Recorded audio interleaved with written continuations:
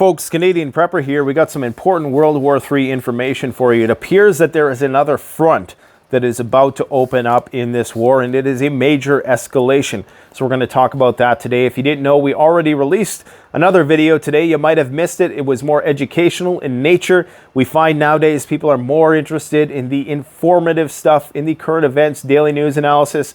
I totally understand, but go check that video out because it's amazing how many uses there are for a simple translucent or transparent contractor bag. One of the durable ones has to be at least north of, I'd say, 4 or 5 mil. Okay, you can use this thing to purify water. You can make super shelters that will keep you warm in even minus 30 conditions. You can build rafts with it. They use it as a flotation device. Just a variety of things. Hammocks, backpacks, pack liners, stash bags, guys, a mattress. You can use it for so many things. So sometimes it's important to recognize that the most important preparedness tools for your bug out bag are things you already have around the house. So hopefully that will give you some ideas. Now we're doing a little inventory on our food supply here, of which we have probably coming on 5 to 7 years worth of food. And you might think that's a little extreme, but this is like an investment. You know, some people put their money in the bank. Some people put their money in food. Food will always be able to use, and because the price of it is appreciating so much, and because of inflation, the price of this goes up and up and up. Now, I wanted to share this because, you know, sometimes we have to go back to basics. We've been making these videos for years. We have countless videos where we talk about every possible preparedness topic, but people who are new to the channel might just think all I do is turn the camera on and start sharing my opinion on, like everybody has one, right, about current events. But actually, we do a lot of educational stuff, and this is one of those things that people need to include in their emergency kit. It's a simple Luggable Loo toilet seat that can strap on to any 5-gallon or 7-gallon bucket like this. If you're wondering the different colors, that's because we color code. Red is protein, blue is kind of like your condiments and things of that nature, yellow is your carbs, and then we also have white, which is rice. We have gray, which is more of our sweets and things of that nature, and then black is the bad stuff, the candies and things of that nature. So anyways, go watch that video.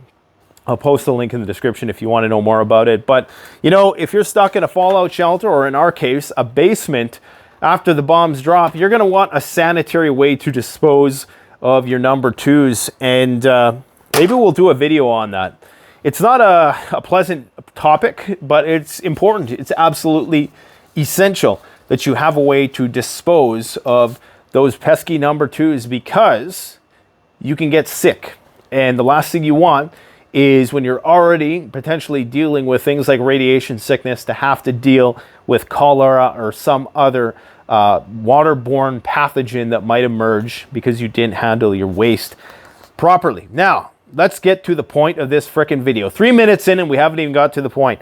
Apparently, Ukraine has blown up border bridges with Belarus. This is according to Minsk, which is the capital of Belarus. They have mined all the roads going in, and they have also blown up all the bridges. So they are preparing for something. Apparently, there are 7 battalions of Belarusian troops, which equates to between 7,000 to 10,000 troops between the border, or along the border of Ukraine and Belarus, which is not a whole heck of a lot considering this is like a 1,000-mile border. However, it is important in light of all the things that are going on. Now, apparently, the envoy to Minsk was summoned Saturday night to the Belarusian Foreign Ministry and was served with an official note saying that Ukraine is planning to conduct a strike on the territory of Belarus. Now, we know with the Crimean Bridge thing, with Belgorod and all of the attacks, apparently there's been like 32 attacks on actual Russian territory just within the last couple weeks alone. So Ukraine is starting to branch out. They're starting to go to the source of the problem from their perspective, which, hey, this is war, right? I mean, people can say what they want about, you know, don't do this because the Russians are going to retaliate this way. But at the end of the day, if a country is invading you, technically you have every right to attack that country, but of course you have to deal with the consequences, some of which could come in the form of a mushroom cloud, which is why they've been so reluctant to do this. But recall, yesterday I made brief note of a drone which made it towards Moscow. I think about an hour and a half outside of Moscow, the way the crow flies. I can't remember exactly how far it was, but apparently this was a Ukrainian drone that made it in that far. So somebody was trying to send a message.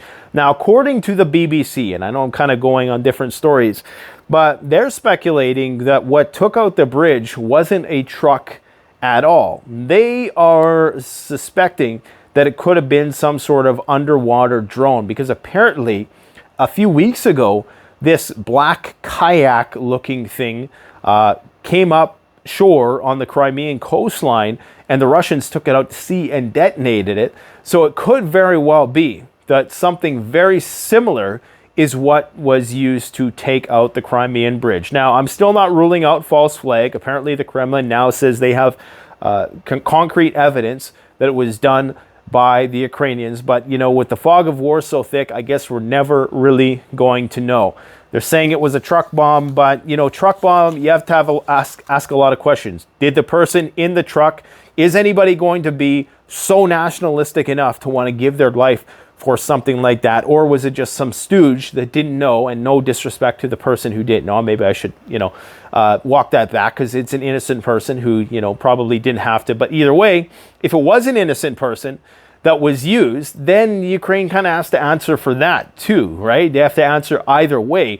Either you're saying that this was a suicide bomber, or you're saying that it was somebody who was just used in order to explode the truck. And then, of course, there was civilian deaths associated with it and all the rest. So the BBC is speculating that it may well have been an underwater drone. Anyways, back to the Belarusian border. Okay, so Belarus claims that Ukraine was planning to conduct a strike on the territory of Belarus, and this is why they are mining their borders. I think they have about 15,000 troops in that direction around the Kiev region, and they're blowing up all the bridges. So this is pretty substantial. Recall that 5 months ago, we were talking about how they were mining the roadways. We didn't really anticipate how this would factor in to the whole grand strategy of defending the country, but it appears as though Belarus is about to enter this war, okay?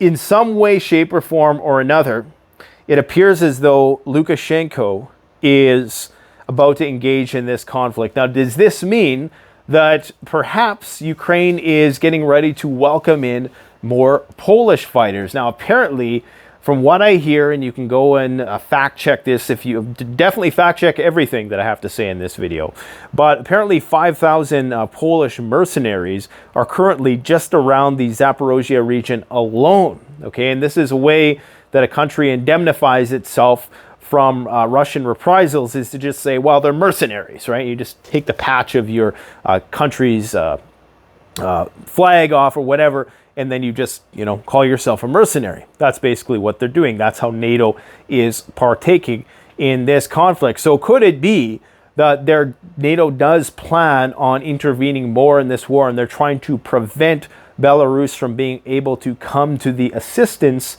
of Russia when this grand offensive comes in about a month's to 6 weeks' time, when the winter starts? It could possibly be, or it could just be that Ukraine got some word that Belarus is planning to attack. This could be one of those mirroring type scenarios where you accuse your adversary of doing what you yourself are planning, and hence that's why this envoy to Minsk was summoned and given this note that's saying Ukraine is planning a strike, when really it's Belarus or Russia who is planning to strike. Now, we know that Russia has been launching missiles from Belarus throughout this entire conflict. They've been using Belarusian territory as a launching pad for attacks on Ukraine this entire conflict. But this is entailing a potential direct involvement of Belarus in the war. Lukashenko claims that he can bring 500,000 troops who are already trained into the fight in a relatively short period of time. Apparently, their current standing army is only around 50,000. And remember that Belarus was provided with the means to launch nuclear missiles by the Russians just a few months ago in an agreement that they made. So it seems as though it's only a matter of time before Belarus gets involved in this fight. So when it happens, Just remember, you heard it here first. 70,000 Chechen fighters are ready to join the special military operation, according to Kadyrov, who is now third in command of the Russian military. So I believe right now, at least within Ukraine, it goes Shoigu, it goes the, what's his name, General Armageddon, and then Kadyrov.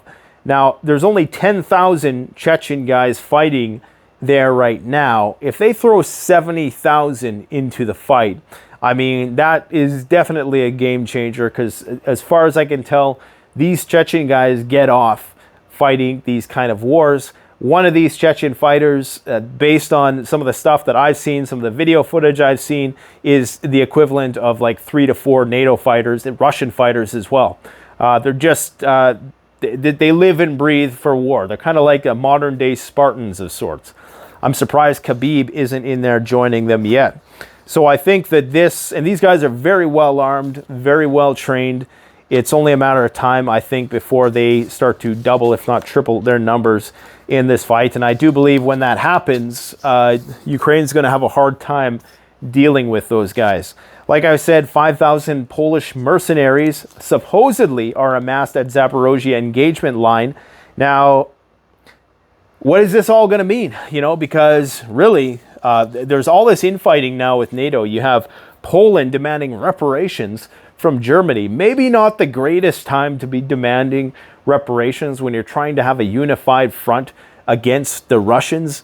You know, especially with all the other stuff going on with the Americans and the Germans and the French. Now, there's people protesting in France. The far right is protesting against all of the energy stuff. You have this fissure happening in European countries in which people are wanting to get out of NATO. There's a lot of people who do not want to make sacrifices and commit any more for this war. We're talking about 3-hour-long rolling blackouts just in the UK. Not talking about the deindustrialization of Germany, the deindustrialization of France. Of course, Poland has a pipeline from Norway, so they're probably going to be all right. But they too are dealing with a huge refugee influx of primarily females. So, you know, obviously there's different lines of work that the sexes prefer, and that's going to, in many cases, disrupt,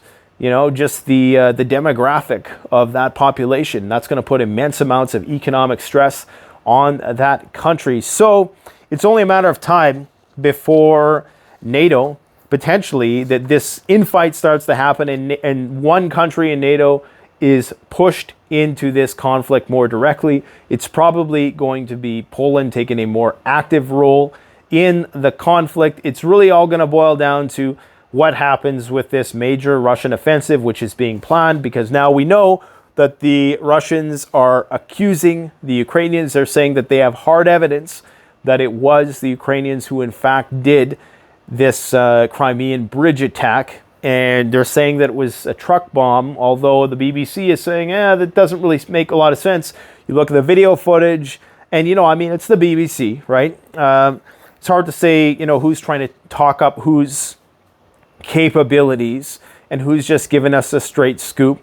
But regardless, there will be repercussions for that. There is going to be a retaliation.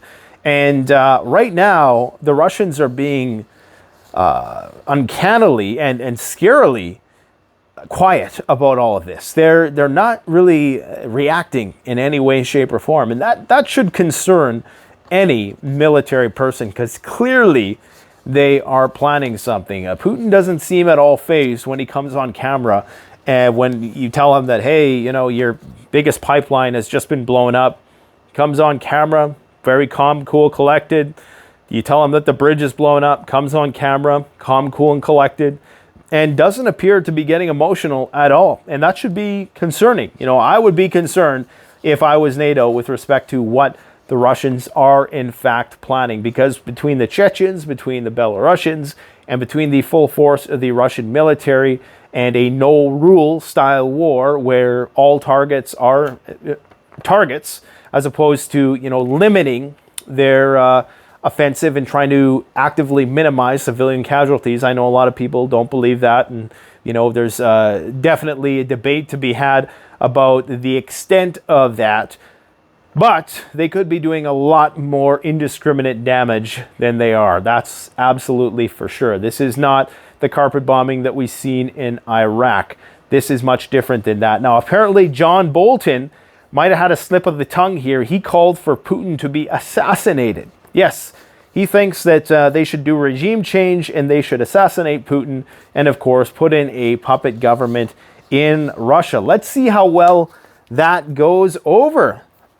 Apparently, the German army only has enough ammo for a couple days worth of war because they've given it all to the Ukrainians. And of course, now their industrial machine, which relies on cheap energy, is no more. So the cost of actually rebuilding their military is going to be monumentally more than it would have been just a year ago when Nord Stream was operational. Anyways, I think that's all I really got to talk about today. Guys, things are getting worse, and just keep on prepping, keep on stockpiling that food to the rafters. Food is the currency of the future. In my personal opinion, it's always going to appreciate. It's never going to go bad, especially, you know, your long-term staple foods, sugar, salt, carbohydrates, grains, rice, even your freeze-dried meats that we keep in these red buckets here. Everything is color-coded. We have a video on that. Go check that out. And of course, good old Mountain House. Not something you're going to be able to indulge in every single day because it is very expensive. But this one here has an expiration date of 2051. If I can make it that long, I'm doing pretty good, I would say, especially if the shit hits the fan in the next few months here. So let me know what you think in the comment section below. What do you think Belarus's role is going to be in this conflict? I'm interested to hear your perspectives. Thanks for watching. Canadian Prepper out.